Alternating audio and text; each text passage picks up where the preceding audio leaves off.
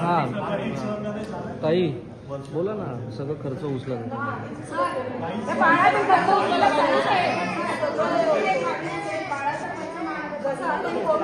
मला आत्ताच्या तुम्ही हे करा, तुम्ही करा आणि आम्हाला द्या माहिती. संबंधित अधिकाऱ्यांच्या बदल्या झाल्या त्यांना माहिती घेऊ. साहेब तुम्ही पत्र दिले की आम्ही कपडे घालतो. मी देणार ना, तुम्हाला देणार ना. मला पत्र द्या. मी इथे थांबलोय. तुम्ही हकलणार असाल तर आम्ही एकदम खाली जातो.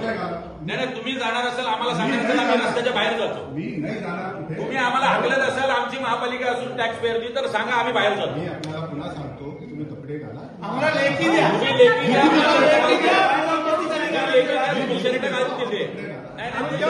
तुम्ही लेखी द्या आम्हाला. लिखित होतं ना. आम्ही इथे थांबू की नको अर्धा तास, की या कॅबिनवर आमचा हक्क नाहीये. लक्षात घ्या की आपण साहेब आपण टाईप करणार नाही. आपण आपल्या लोकांना सांगणार आहे, हवं तर तुम्हाला वाटतं तर तुम्ही इथून निघून जा.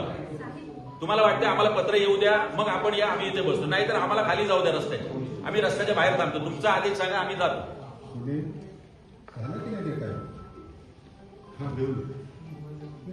साहेब काय मी तुम्हाला एक 2 मिनिटं हात जोडून सांगतो साहेब, आम्हाला आमच्या भावना व्यक्त करण्यासंदर्भात जर आंदोलनाचे मार्ग आहे, आम्हाला वाटतं आम्हाला अर्धनग्न आंदोलन करायचंय, तुमचा निषेध करायचा प्रशासनाचा, तो आमचा हक्क नाहीये.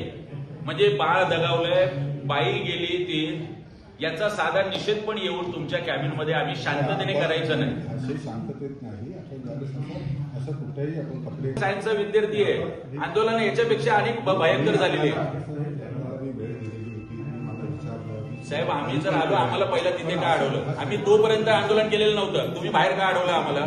जर तुम्ही वेळ दिली होती तर तुम्हाला तुम्ही इन्स्ट्रक्शन द्यायला पाहिजे होते. तुम्ही यांना तुमच्या माणसांना इन्स्ट्रक्शन द्यायला पाहिजे होतं. मी वेळ घेऊन आलो होतो. मी फक्त फलक सोडून काही आणलेलं नव्हतं. आपल्या आरोग्य विभागाचं जोपर्यंत आमच्या ताईला न्याय मिळत नाही तोपर्यंत आपण आयुक्तांच्या या दालनामधलं दालन सोडायचं नाहीये. मात्र शेवटचं आहे, कुठलाही गैरप्रकार आपण करणार नाही आहोत, याची आपण काळजी घ्यायची.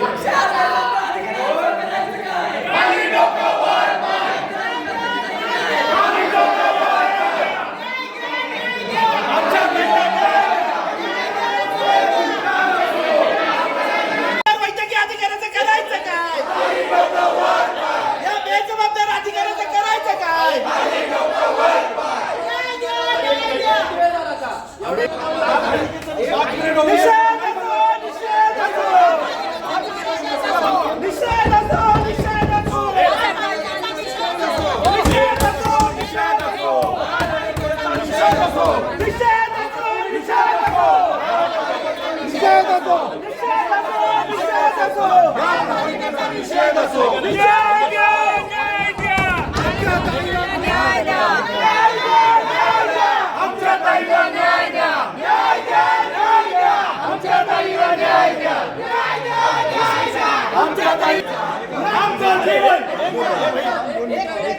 एक मिनिट जरा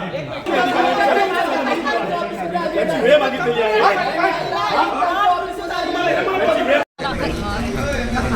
नवी मुंबई महानगरपालिकेमध्ये जे काही ऐरोलीमध्ये घटना घडलेली आहे, एक गरोदर महिला व तिचं जे पोटातला मृत पावलेला आहे आणि एक महिला अजून सिरियस आहे.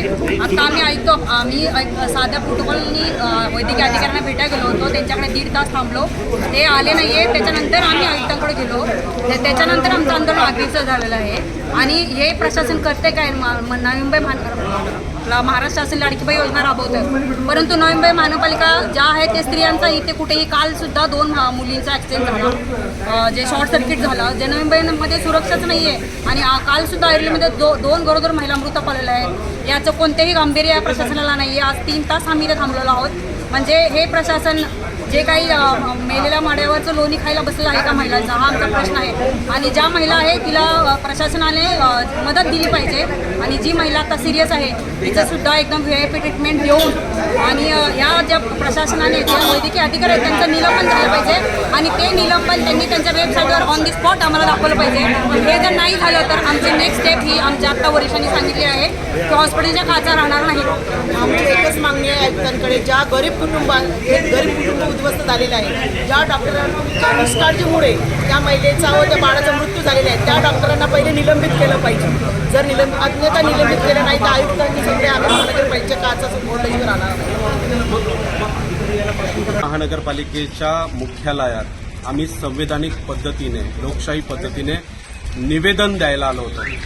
आमच्या एका भगिनीचा आणि तिच्या बाळाचा मृत्यू झाला आणि एक भगिनी फोर्टिस इस्पितळामध्ये उपचार घेते, ती सिरियस आहे. या संदर्भामध्ये संबंधित वैद्यकीय अधिकारी डॉक्टर राजेश म्हात्रे या व्यक्तीला आम्ही निवेदन द्यायला आलो होतो, परंतु संबंधित अधिकाऱ्याने 3 तास आम्हाला थांबवून ठेवलं.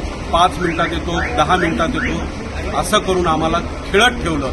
आज एका बहिणीचा मृत्यू झालाय, तिच्या बाळाचा मृत्यू झालाय, 2 कुटुंब उद्ध्वस्त झालेली आहेत, परंतु यांना कशाची पर्वा नाहीये. आज आम्ही संबंधित अधिकाऱ्याला निलंबित करावं, बडतर्फ करावे अशी मागणी केलेली आहे आयुक्तांकडे. आयुक्तांनी ती मान्य केलेली आहे. संध्याकाळपर्यंत आयुक्त म्हटलेत मी त्यांना निलंबित करतो, बडतर्फ करतो. सगळ्यात मोठा प्रकार म्हणजे संबंधित वैद्यकीय अधिकारी अजूनही संबंधित रुग्णालयामध्ये रुग्णांना उपचार देतात, कार्यान्वित करतात. अशा संबंधित अधिकाऱ्याला आयसोलेट केलं पाहिजे होतं, बाजूला सारलं पाहिजे होतं, परंतु तसं केलेलं नाही. म्हणजे महानगरपालिकेचा भोंगळ कारभार देखील या निमित्ताने अधोरेखित होता. 3 तास बसल्यानंतर आम्हाला असं कळतंय की काही अधिकारी जेवायला गेलेत, म्हणजे नागरिक मरतायत आणि अधिकारी जेवतायत अशा पद्धतीची भावना आहे. आता आयुक्तांनी सांगितलं की संबंधित अधिकाऱ्याला आम्ही निलंबित करतोय. निलंबित न केल्यास या महानगरपालिकेच्या कार्यालयाला एक देखील काच आम्ही ठेवणार नाही आणि ठिय्या आंदोलन करणार आहोत.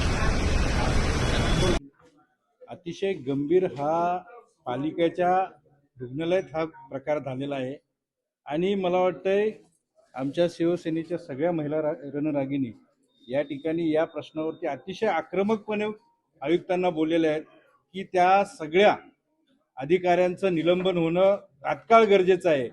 आज संध्याकाळपर्यंत आम्ही वाट बघू आणि पुढची कारवाई शिवसेना स्टाईलने आम्ही करण्यात आहोत. आजची परिस्थिती अशी आहे की स्मार्ट सिटीच्या नावाखाली ही नवी मुंबई महानगरपालिका देशामध्ये आज नामांकित आहे आणि अशा महानगरपालिकेमध्ये अशा ओव्हरडोस देऊन आत्ताच आमचं एक मला वाटतं बेबी आणलेलं आमच्या ताईने या ठिकाणी घेतलेलं होतं. ते इतक्या भयंकर परिस्थितीत या नवी मुंबई महानगरपालिकेचं वर्षातून 1-2 तरी असे इन्सिडन्स अशा पद्धतीने होत आहेत आणि ते फक्त गर्भवती महिलांच्या बाबतीतच होत आहेत. अशा गंभीर परिस्थितीत जर का आयुक्तांनी आजच्या आज त्याचं निलंबन नाही केलं तर उद्यापासून आम्ही वेगळ्या पद्धतीचं आंदोलन चालू करणार आणि ते पालिकेतल्या प्रशासनाला कधीच परवडणार नसेल.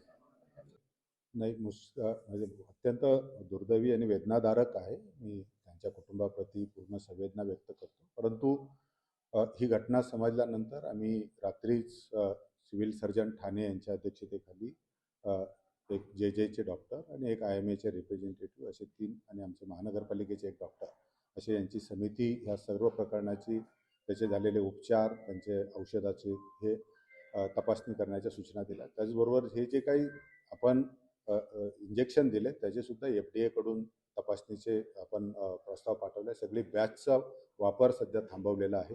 प्रथमदर्शनी ह्या दोन्ही इंजेक्शनचा मुदतबाह्य करण्याचा कालावधी हा मार्च म्हणजे 27 आणि एकाचा जानेवारी 27 आहे. त्यामुळे मुदतबाह्य होण्याचा कालावधी तर प्रथम दर्शनी तर तो आहे, परंतु त्याच्यानंतर सुद्धा 2 महिलांवर एक डोंगरे आणि एक मिश्रा अशा 2 महिलांना दुसरा डोस 30 तारखेला एक डोस दिला. नंतर दुसरा डोस काल देत असताना दिल्यानंतर 5 मिनिटांमध्येच त्यांचं सॅच्युरेशन जे आहे आपलं ऑक्सिजन लेवल कमी झालं आणि त्या कोलॅप्स झाल्या. त्यांना रिसर्क्युलेट करण्याचा प्रयत्न केला. त्याच्यानंतर ICUला शिफ्ट केलं. त्याच्यामध्ये एकीचा दुर्दैवी मृत्यू झाला. दुसरी महिलेचा आत्ता उपचार सुरू आहे आणि त्यांच्या तब्येतीमध्ये आता सुधारणा होत आहे असे मी डॉक्टरांशी आता फोर्टिस हॉस्पिटलला त्या ॲडमिट आहेत. आणि हे ज्यांचा मृत्यू झालेला ज्या श्रीमती डोंगरे आहेत त्यांच्या पूर्ण चौकशी करण्यासाठी ही समिती नेमलेली आहे. त्याचे पूर्ण इन्व्हेस्टिगेशन होतील आणि त्याच्यानंतर संबंधित जबाबदार अधिकारी असतील सध्या त्यांना रजेवर पाठवले. आज अहवाल आल्यानंतर त्यांच्यावरही पण आम्ही कारवाई करणार आहोत. एकूणच सर्व प्रकरणाची अत्यंत गंभीर दखल घेऊन या पूर्ण प्रकरणामध्ये कुणाचेही दोषी आढळेल त्यांना आपण कारवाई करणार आहोत आणि असे प्रकार पुन्हा भविष्यात होऊ नये याच्या सुद्धा उपाययोजना याच्यामध्ये केल्या जातील. मी आपल्याला माझ्याकडे शिष्टमंडळ आलेलं होतं. नागरिक म्हणून मी आपण ज्यावेळेस एखाद्या घटनेबाबत तीव्र प्रतिसाद नागरिकांमध्ये उमटत असतात. याच्यामध्ये 15 दिवसाची जी अवधी दिलेला आहे या सर्व प्रकरणाची चौकशी करण्यासाठी आपण दिलेला आहे. पण आत्ता जो तात्पुरता म्हणजे आज जो एक अहवाल माझा इंटरनल जो अहवाल येईल तो आजच संध्याकाळी येणार आहे.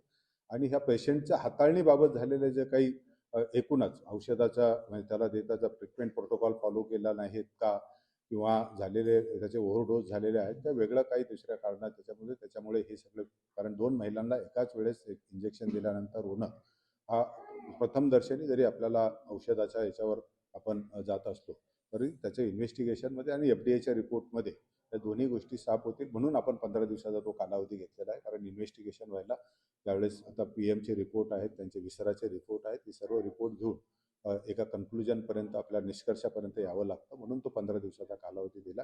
परंतु एकूणच कालची परिस्थिती हाताळताना काही त्याच्यामध्ये चूक झाल्यात का त्याचा अहवाल माझ्याकडे आज संध्याकाळीच येईल आणि त्याच्यावर आम्ही पुन्हा कारवाई करणार आहोत. कल्याण पूर्वमध्ये SBI बँकेच्या पाठीमागे बेकरी बाबत काही तक्रारी आमच्याकडे प्राप्त झाल्या होत्या. त्यामध्ये आता माननीय उच्च न्यायालयाच्या निर्देशाप्रमाणे जे बेकरीमध्ये वापरण्यात येणारं इंधन आहे ते लाकडापासून जे दूर होतं ते बंद करण्याचे निर्देश आहेत आणि त्यांनी त्याची जी भट्टी आहे ते डिझेल अथवा LPG गॅसवर त्यांनी करणं आवश्यक आहे. याबाबत आम्ही वारंवार सूचना दिल्या परंतु त्यांनी ती बदलली नव्हती. लाकडाचा वापर होत होता त्यामुळे त्या परिसरात धूर आणि त्याचा त्रास होत असल्यामुळे लोकांकडून आम्हाला तक्रार प्राप्त झाली होती. यानुसार आम्ही तिथं पाहणी केली तर वस्तुस्थिती खरी होती आणि त्याचबरोबर आम्हाला पाहणीत असं आढळलं की पाणीपुरी आणि काय बेकरीचे जे काही ते कारखाने आहेत तर तिथं अतिशय अस्वच्छता होती. तर आम्ही ते पाहणी केल्यानंतर त्या दोन्ही कारखान्यावर बंदी केलेली आहे आणि त्याला सील करण्यात आलेली आहे. तिथं एक जो होता तो संजय सोकर आणि दुसरा होता तो रमेश सरोज असे 2 व्यक्तीची नाव आहेत. त्याप्रमाणे त्याच्यावर सील कारवाई केलेली आहे आणि यापुढं त्या इमारती अधिकृत आहेत किंवा अनधिकृत आहे याची पडताळणी करून त्या डिमॉलिश करण्याची कारवाई करण्यात येईल.